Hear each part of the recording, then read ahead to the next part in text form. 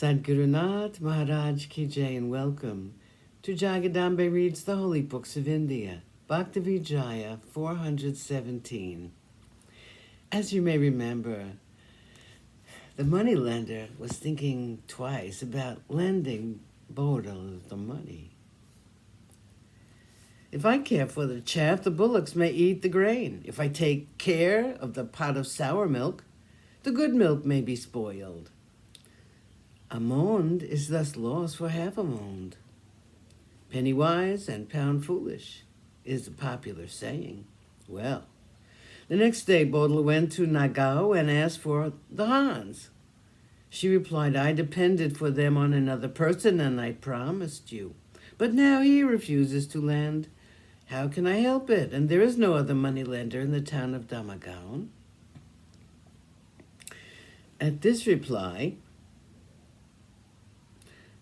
the God-loving Bhakta left the place and returned home.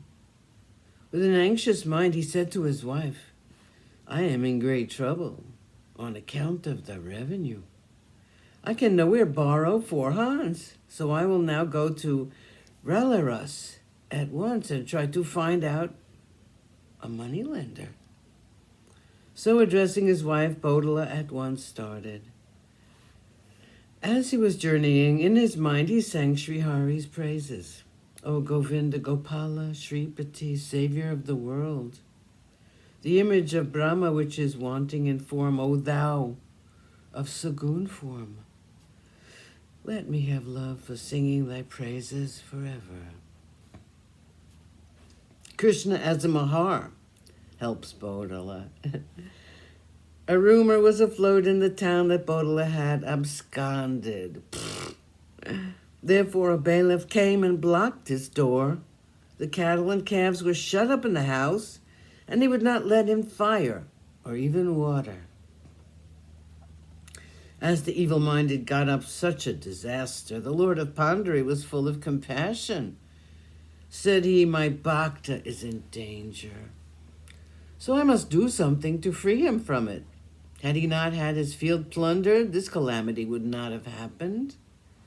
Then, assuming the form of an outcast, the husband of Rukmini came.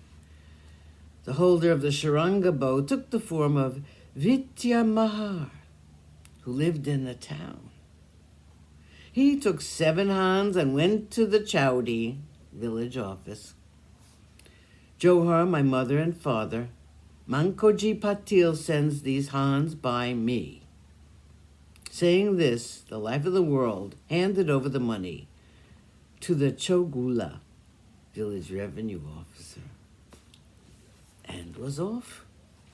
Then the villagers collected the revenue and sent it in a bag to the government treasury at once.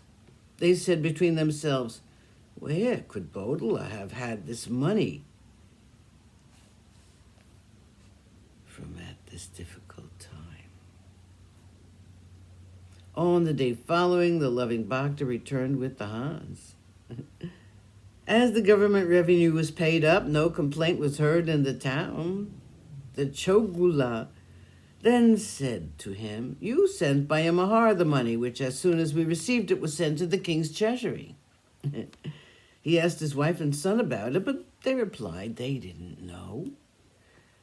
Then Vitya Mahar was sent for at once and asked. He said, I have not food enough even for a day in my house. How is it possible that I should pay the revenue for you at the village office? As Bodila heard what the Mahar said, he understood in his mind that it was the husband of Rukmini who had lovingly come to relieve him of his distress. His throat was choked with emotion. Tears ran from his eyes, and he cried, oh, merciful to the lowly and the Lord of the helpless, thou didst worry thyself for my sake. O dweller in the ocean of milk, O Lord of Pandari, why didst thou take the guise of an outcast? I have given up all affection for the earthly life and come to thy feet. The singing of thy praise has made me crazy. I do not care for what people say. Sadgurunath Maharaj Ki Jai. Thank you for coming. I hope you come again.